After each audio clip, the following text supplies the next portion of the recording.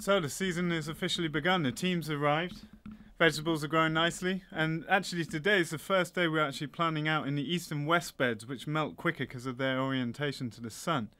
But I want to show you around a bit what's happening on the farm as we just ease the team into the rhythm and get to know each other in the first couple of weeks as we start up the season.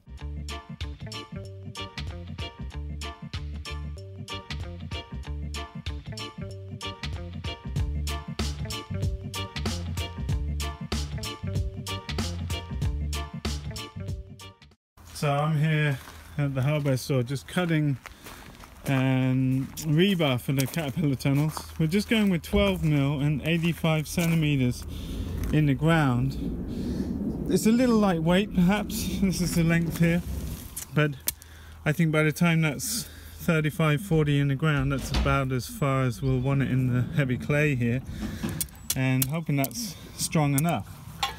But things are starting to thaw now that hopefully we'll get the caterpillar tunnels up in the next 3-4 days. So Toby arrived, he's been at Curtis Stone's farm, but also at Roebuck Farm. Jody Roebuck's amazing place in New Zealand. He's doing a lot of bio-intensive market gardening and holistic planned grazing with sheep. And thanks very much, Jody, for the t-shirt. I love it. Those of you that don't know Jody's work, check it out. It's a beautiful farm, and you can find him on Instagram and Facebook there. And we're looking forward to meeting him when we go to New Zealand one day. Tomatoes growing well. We've got all the tomatoes podded on now. We're doing tomatillo. They're in root trainers, and we're doing them as a commercial crop. I really like them. They're very abundant. It's an unusual crop here. People maybe not so familiar with it. But lots of things coming along now. Lots of lettuces ready to plant out.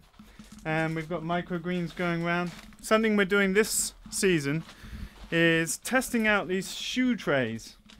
For microgreens. They're smaller than our standard 100 by 40 centimeter trays, but what we like about them is they're very flat, so I think that's going to work with harvesting. We've got a quick gut, the greens harvester that we use for mesclun mix. We've got the attachment for harvesting on a bench to speed that process up, and I think these low trays might work really well. This is broccoli, which we're not going to do as a saleable crop. I think we're doing it for ourselves.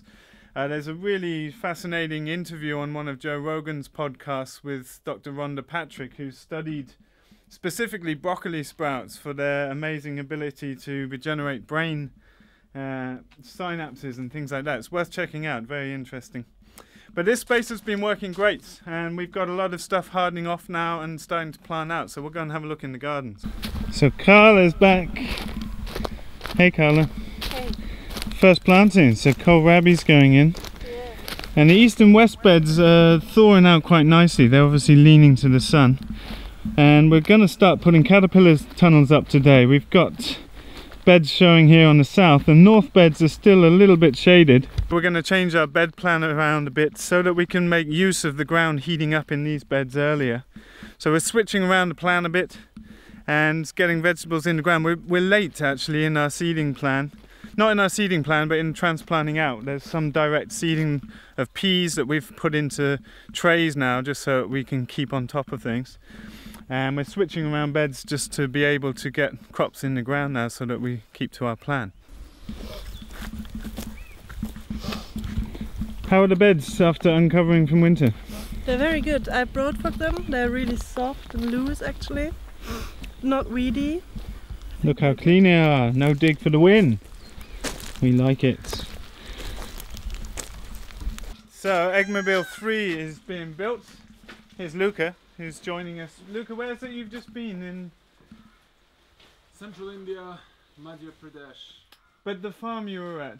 Mossy Willow Farm, Australia. Mossy Willow Farm, Australia. It looks beautiful. They've been learning with singing frogs? Singing frogs, yeah. So they're doing a big no-dig operation. The photos look beautiful. We're going to hear more about that if you give us a presentation, yeah? Yeah. Super nice.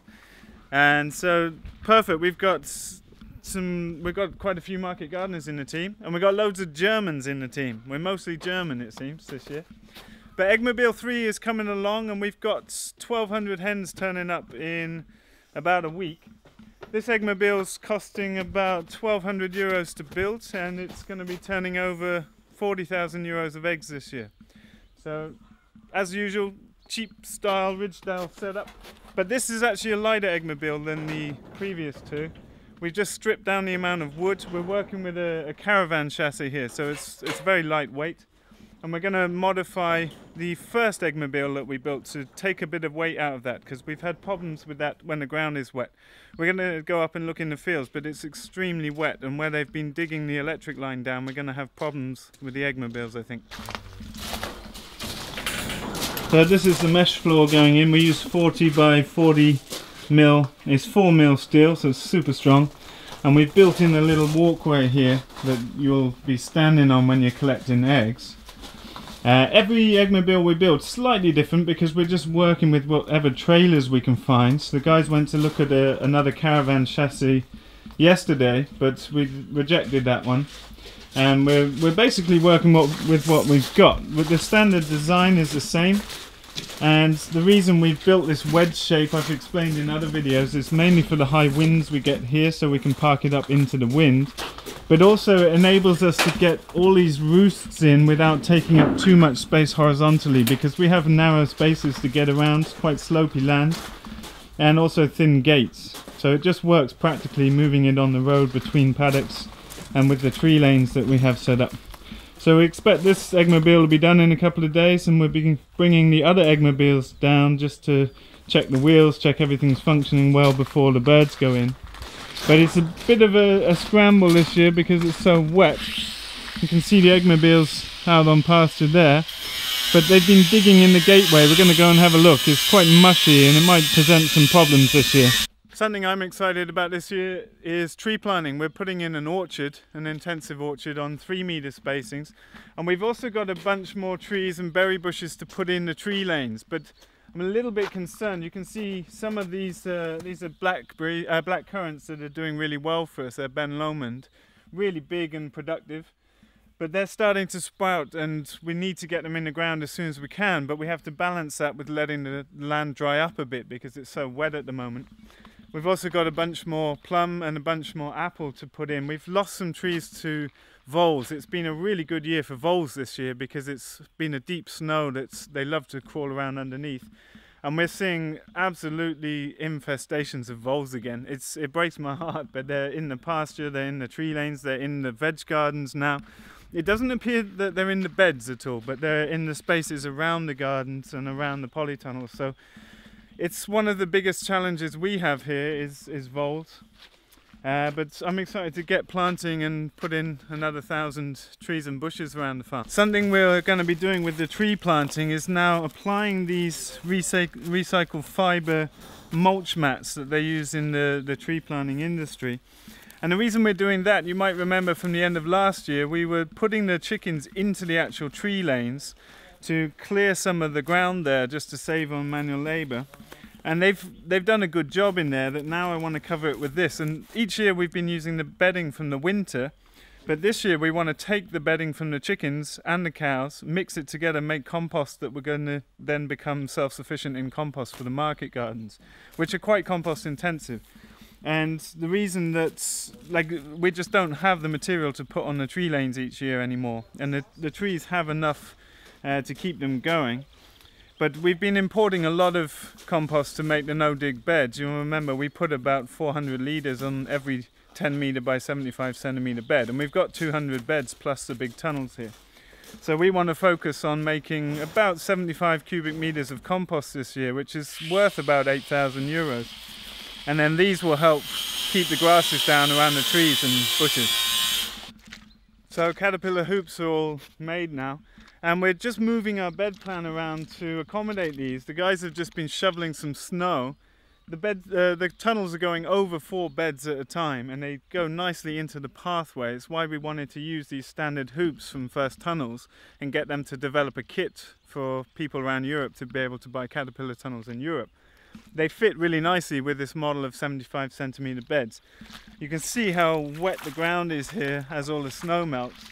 And what you see is on these beds, these are the old north beds, it's melting quicker at the back. So we've decided to switch the bed plan around and get the Caterpillar tunnels up on the back side, which also facilitates watering, because we'll be able to hopefully lift up the Caterpillar sides and water with the overhead watering system straight into them, which will save a lot of work. And Toby was saying he likes that as well, because we'll be able to really see what's going on in the gardens a lot better and not shade out any of the beds. So that's where the 40-meter tunnel's going. Then we're putting up a 30-meter tunnel here. These beds are all going east to west except these 4 that go north to south. So we're going to put the tunnel up there. And then we have a 20-meter tunnel we'll be putting in the south bed. Right now the cows have just come out, and we've got them in the riparian because we don't want them plugging the field at this time of year. So they're just set up in the riparian. They're still going to be on hay for the next week. And poor Juliet, she's a bit skinny right now. She's had to have medicine because she got sick. But all the other cows are doing great. And we've decided we're going to breed Hereford bulls with them this year and start doing beef over the next few years, just on a very small scale, because we've decided not to carry a bunch of sheep anymore and just keep the herbivores on a smaller scale and just shave down the operations now. Like I've said in many videos over the winter, now we're trying to create a balance, and we don't need to do as much as we've been doing. We need to just find a good rhythm and balance. Here I'm up at the gate of Topfield, and you see just how sludgy it is.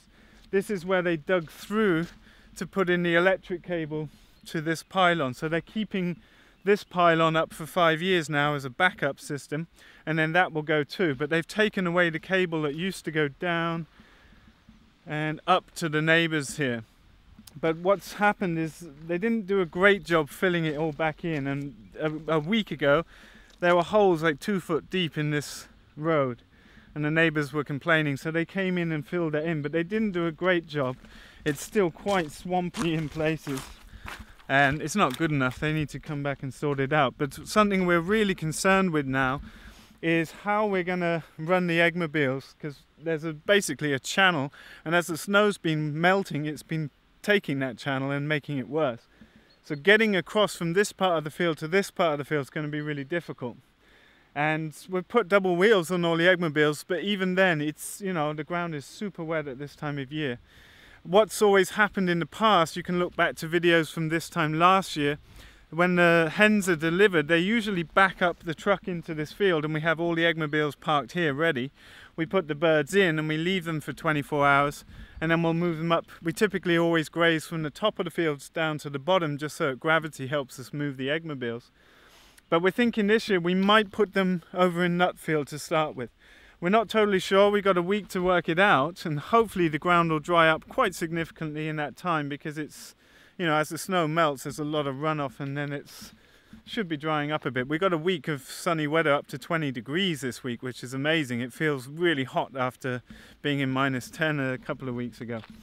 But it's been a long winter, and we're really ready to get going now. It's an amazing team we've got. It's a much smaller team than we're used to, but super excited about the caliber of people that come here and are excited to participate in regenerative agriculture.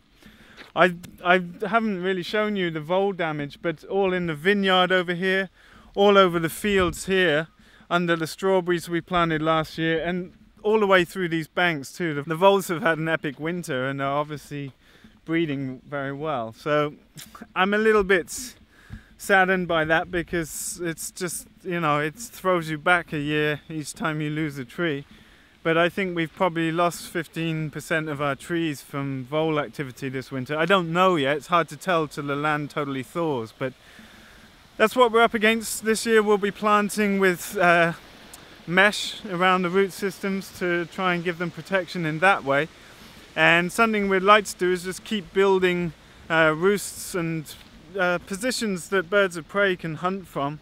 We have a good owl population here that can hopefully take back some of the voles, but yeah, it's a challenge that's going to be ongoing, it seems like, and that's just the way it is. So we're keeping the old flock of hens for a few more weeks now, and they're fine in the polytunnel, but we'll be slaughtering those in about 3 weeks to get the crossover with the new flock of hens. And then we're soon going to be ramping up, you know, within a month and a half we'll be on 1,000 eggs a day, which is going to be amazing. There's a lot of demand for our eggs, and it's scaled up by 1/3 this year, so excited to see how that works. And it's going to be different to move 3 eggmobiles. We'll probably move 2 one day, 1 the next day, and working on that. It worked well last year to be moving one every alternate day. And next project after that's going to be fixing up a few of the boiler pens. They took a lot of snow over the winter, some of them are damaged. And we're doing boilers a bit later, so it's a few weeks till the first batch of boilers, and I think we're going to do 3 lots of about 900 birds. So we're scaling down the boilers this year, but we're going to build a smokery very soon and start smoking birds. So that's going to increase the revenue, and it pretty much doubles the price of a bird. And it's nice to, you know, we felt like rather than just double the amount of birds, we could double the income by smoking the birds and have an enjoyable activity to do there. So looking forward to that. So this is where we were doing microgreens over the winter, and right now it's full of tomatoes. We've got 1,500 tomatoes in. Longer term, we're thinking now to invest in some newer LED lights and just really stack the ability to put starts in the lean-to greenhouse, because it's much easier to keep that warm over the winter, and it's right next to the house, so it's easy to look after things in there. But that's a limiting factor, has been lights. The T8s that we've been using aren't available anymore in the cheap format, so the next best option now is LEDs, and they're obviously a lot lower energy consumption. They're just a bit more expensive to invest in. But we can really stack that back wall up, so that's something we're thinking about probably for next winter now, because most of the seeding is happening in April and May, and then it sort of quietens down. There's still a bunch of successional plantings, but it's nowhere near the same as the start of the year. But it's going to be an epic amount of tomatoes this year, and we'll be putting in the cucumbers, I think, on Wednesday, and we're doing cucamelons this year. It's a nice novel crop for us as well. So excited. We're doing a bit more variety, growing celery and things that we haven't in the past, and I'm excited for that. It's going to be an interesting year in the veg gardens with such different management this year, where we're all taking a bit of responsibility for the gardens and then sharing out animal duties between us. So here we've got all the gear for the Caterpillar tunnels.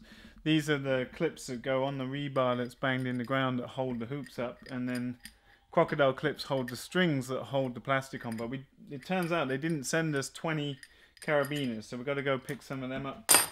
And then we got web strapping. This is webbing that you use to create a center bar and then pull it down to the ground at the ends to hold the frame rigid, and then the string for holding on the plastic. So it shouldn't take long to get all these up, and it's going to be a really great asset on the farm this year to be able to extend the season at both ends and get quicker rotations in for some of the salad growing, etc. It's going to be interesting. It changes our plan, but what we've done for the spring is added additional crops. We rearranged, Carla and I rearranged all the beds so that we could put all the latest planted beds in one group that was under a tunnel, so that we could put in whole new crops of salad or radish or other quick growing crops that would be done so that we could keep on the rest of our plan. And the reason that's been important for us is that our sales model is changing dramatically, in that we're trying to sell more through Rico and less through subscription boxes. So we're just not quite sure how that's going to go yet. So this is part of the plan to keep our old plan intact and grow additional crops. And likewise, at the end of the season, it should allow us to do the same. My nemesis. The voles are everywhere. You see they've just been rampant along the banks here and all around the polytunnel too. It's I'm not totally sure how I'm going to deal with that this year, but they're not actually in the garden beds, but you see they're rather close for comfort to the tunnel.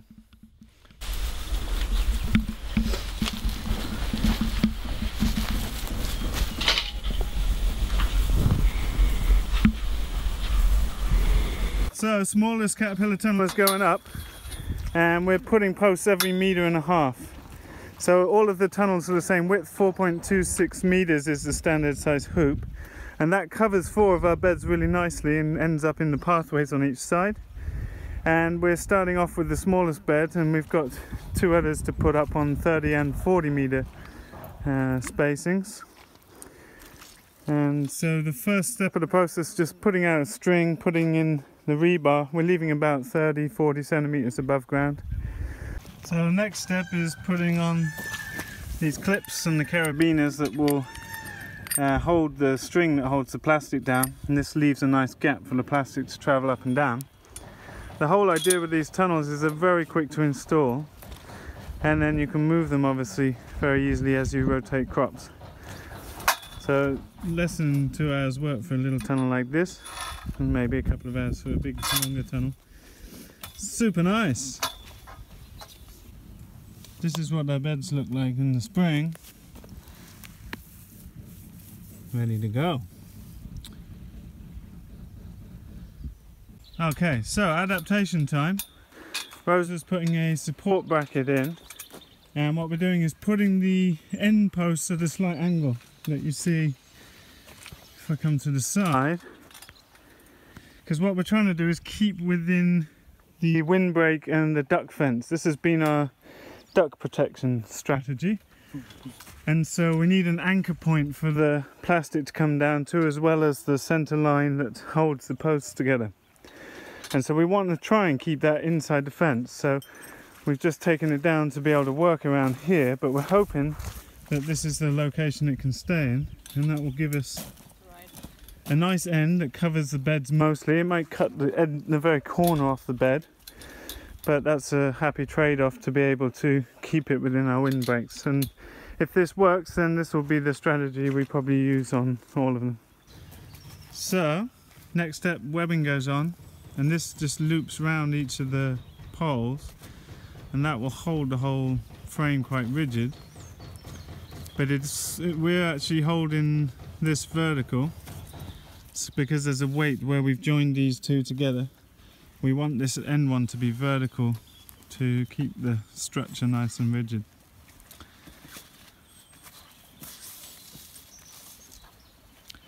Toby's been using these structures in Canada, but in quite sheltered urban environments.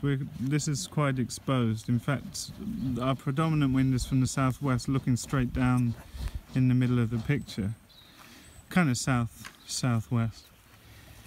And so this is quite an exposed tunnel, but it has some shelter from the buildings here.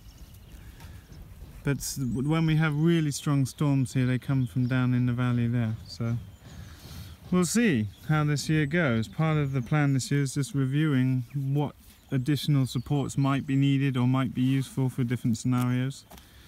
And in the bigger tunnels, we've got a cross brace that will go on to the end poles that will make it really strong, as well as a solid center bar, which, you know, in America people are then putting up their tunnels year round. Here I think it's totally out of the question with the snow load that we get. But some people have been asking me about whether these would be suitable for keeping poultry in the winter, and I think I just answered that in that last sentence, in that you wouldn't want this up in the winter in Sweden. It's just not going to stand up to the snow. These big tunnels, I cleared these, well, I cleared this one a few times during the winter. The actual steel is plenty strong enough, but there's a risk of the plastic stretching out when you have extreme snow. And you'll remember from other videos, the other tunnel never needed clearing because it's got livestock in, and in the future we'll be having livestock in both tunnels, but it's a very different structure in terms of its structural integrity, both with the cross beams in the roof and just the steel frame is much thicker and stronger. So.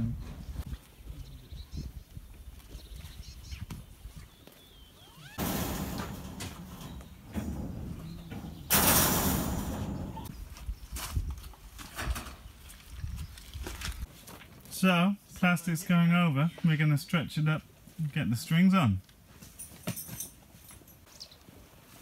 Strings going on, so we're coiling up a loop, throwing it over, and we'll be going backwards and forwards, zigzagging along the Caterpillar. It's crisscrossed over, so we are unwinding a loop of rope and throwing it over, and then that clips down into the carabiners here.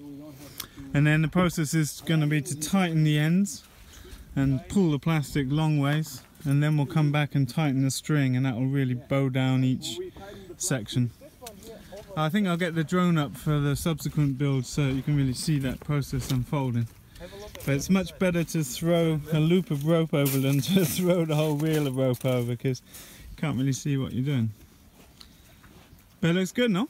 It is. We trimmed down the plastic because they've given us I think it was 9 meters by, or 8 meters by 26, so we're having to cut them down. They haven't, these are standard widths that they sell, and that's part of the experimentation we're doing with First Tunnels, is working out. That's overlapping, it's good. Working out what works well.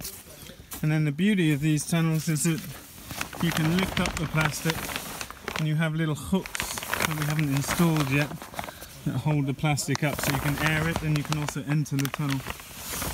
But this is the small tunnel. We've got a tunnel twice the size and a tunnel 10 meters like in between these lengths. But you can see it's going to really change our growing spaces this year to be able to have this much indoor space. Tunnel's just being tightened up now. We're just looking out the bedroom window. What do you think, Maggie? Do you like it? You're going to be able to grow some vegetables this year. Looks good. That really comes together, no? Yeah. Perfect.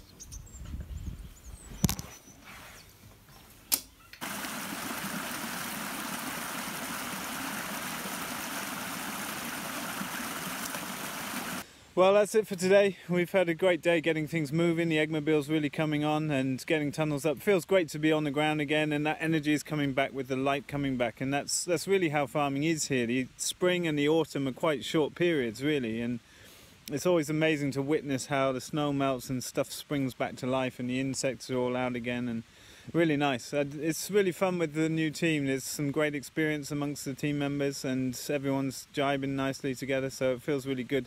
And I just finished the online course that we've been running for the last 3 months yesterday, which has been really interesting and amazing to witness some of the people, just amazing projects in different parts of the world. And I feel really proud of it now. I've felt like it's been hard to know how people have been finding it, but the feedback's been really touching, and yeah, I'm really happy to be able to support people in that way. It's made me consider whether we'll run another such training over the summer and maybe over the winter if not. And I think we'll just keep adding students to the training and offer for the past students to return through the training as they develop parts of their businesses and farms. They might want to revisit chapters. So the idea is to build up a community hub where people can check in and see how each other are progressing and ask questions, etc. But that's been a massive task over the winter and really interesting, but it frees up a lot of time now that I'm going to be putting out videos more regularly. We also started an Instagram account, so we'll be posting photos onto Facebook and Instagram, because last year I didn't really post many photos, and I think it's nice to have photo records as well as video records. So you can follow us on Instagram. We're at Ridgedale_farm, so you can follow us there. It's in the links below. And make sure you read our book. If you haven't read our book, we're still posting that out once or twice a week from the farm. It's the only place you can buy our book, and it's a technical manual for people that want to do this stuff. And there's a lot of detail, a lot of information packed in there. And we've been having amazing reviews from all over the world. People that are really taking the models that we're demonstrating here and starting up and planning their farms. And I'm getting a lot of feedback that it's changing the way people approach their landscapes, approach their business, approach how they manage things and make decisions. And that's really heartening. I feel so inspired to keep sharing in the way that we've been doing. And yeah, thanks so much for watching our videos as always, and please share and like them if you enjoy them. And yeah, we'll see you in the next video.